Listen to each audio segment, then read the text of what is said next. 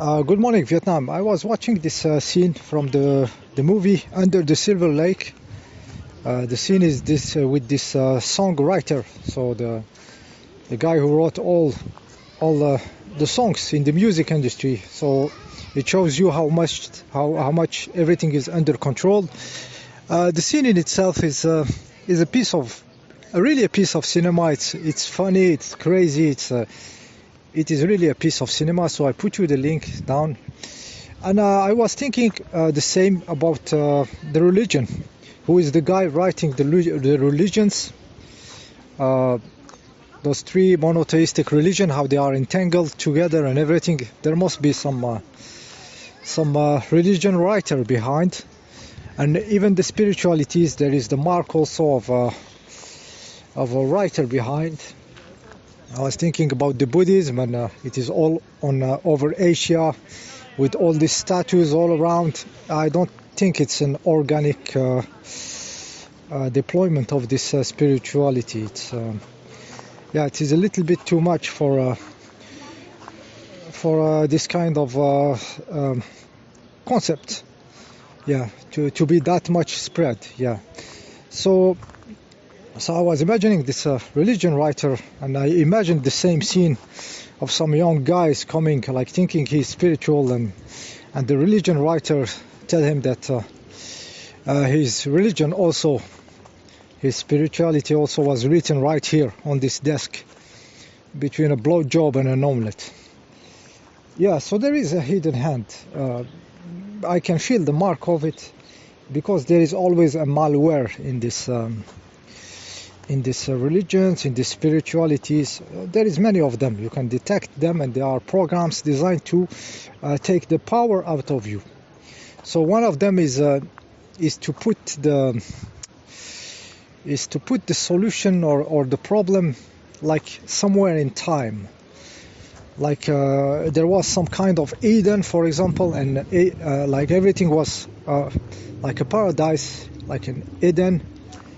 And then some forces came and changed the situation, This is, I think it's one of the malwares, because it makes you feel and use your quantum computer,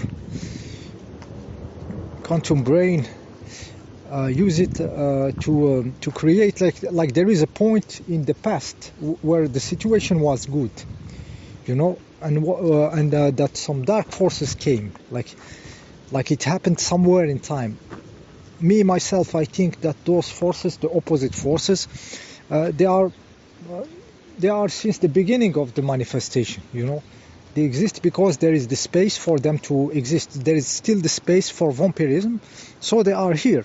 Like in nature, we see some action of parasites, like even something entering inside the brain of a snail and controlling him.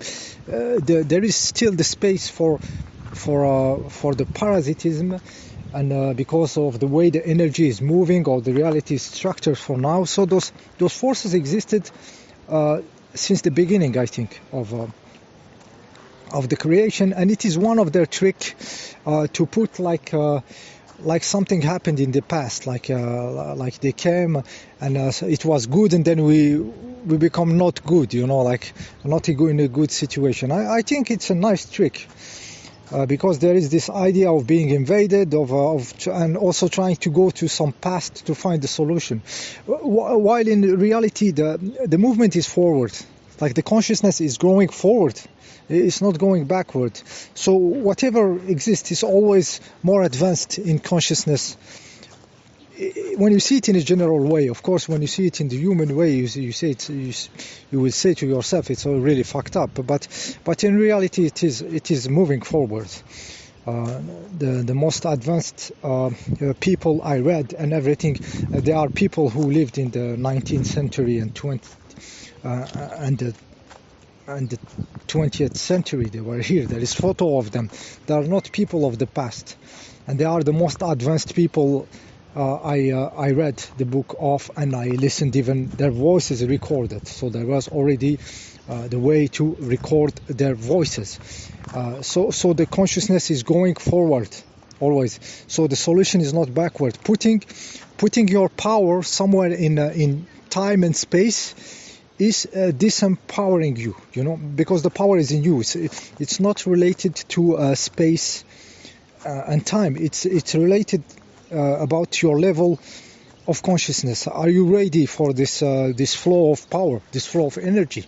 As a being, can you structure a manifestation, a being with this kind of consciousness, or is it too early? You know, so it is about your capability, your conscious capability. It's about your power, and it's not in space-time. It's in your level of consciousness. So it's a nice trick to put it in time, like there was some ancestor in a better situation doing the stuffs better and everything. They could have done the stuff better technologically and everything, but spiritually, no, just no. Because when you do something in consciousness, it cannot go. It stays in the field.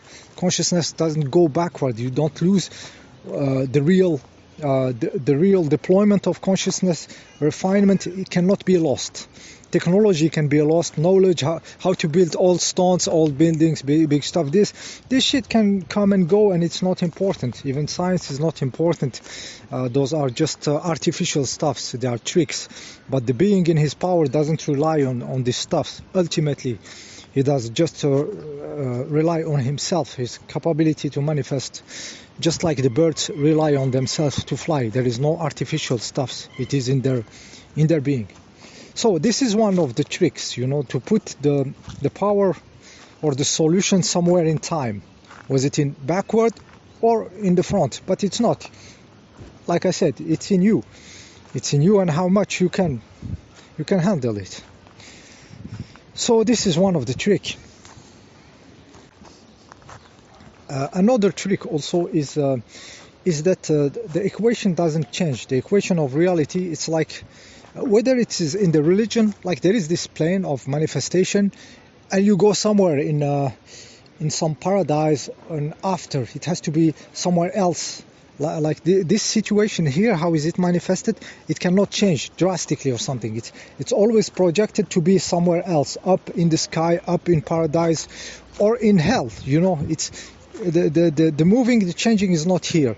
So even when you go to Buddhism, the samsara is about suffering. It is about stuff, and the only stuff we can do is exit the cycles, exit the stuff. So the samsara in itself cannot change. The manifestation in itself cannot change. So it's always those forces are trying to kick you out of the equation, kick out the part of you that can change the stuffs, you know. But they keep the part of you that is giving them energy, which is your worries, your projection in time, your projections in space, you know.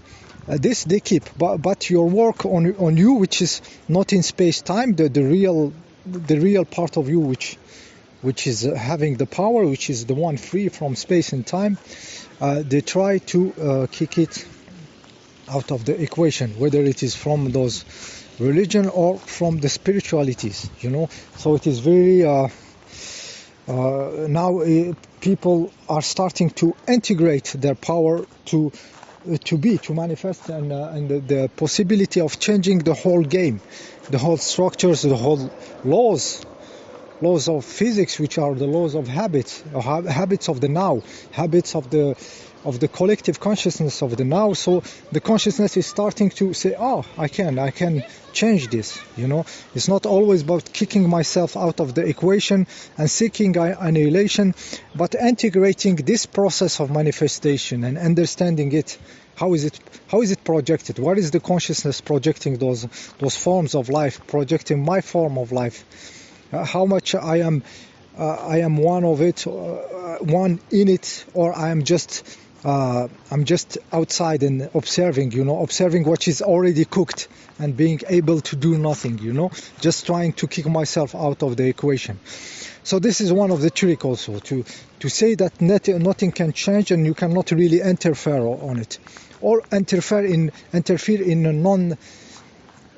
twisted way. You have like to attract stuffs and everything. But the bird, when he flies, he's not attracting his capability to fly. He's not doing the law of attraction for him to fly. He just fly because he can. His consciousness could manifest the art of flying. So at certain moment there will be a being that can manifest the art of creating in a very powerful way, and it is obviously coming from a human being. So this is also was one of the trick. A third trick that I'm just thinking about is the idea of those opposite forces of the past, parasitic force, the idea that they are powerful, you know. They project that they are powerful, they control everything, they have their hand over everything and everything. And this is how they make it happen, by pretending and pushing this image of themselves.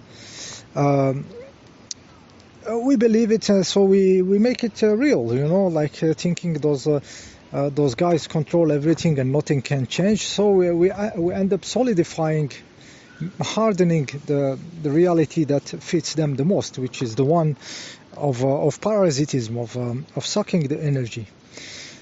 So no, they are not powerful. It's artificial power believed on the twisting the consciousness, the collective consciousness, and the quantity of consciousness.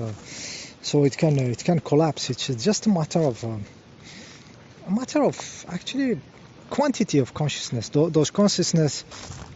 Imagine the billion of Chinese. You know, if their consciousness open like at once. If we feel it is possible, we don't close them in some box like they are like this and they are submissed and they are this. But in ourselves we feel, but more than feeling, we vibrate this happening that they are conscious, and they will be more and more conscious, and there will be a very good thing happening from China consciousness for freedom and stuff. If we feel it, if we don't feel the opposite, so in the field it is we are creating it, you know. So pretending that stuffs are solid, not moving, also is and powerful. They pretend like they are powerfully in control, which they are not. They are powerfully in control because we give them our power, all those brains, all this quantic crystals, you know, creating the reality. So this is the three points about religion. Putting your power in space and time somewhere, you know, where you have to look at it. Pretending that the stuff never changed. The equation here, that this realm doesn't change, and you have to go somewhere else. You know, also this is a trick, and the trick of their power, which is very, very artificial. It's very, very artificial. Okay, see you next time.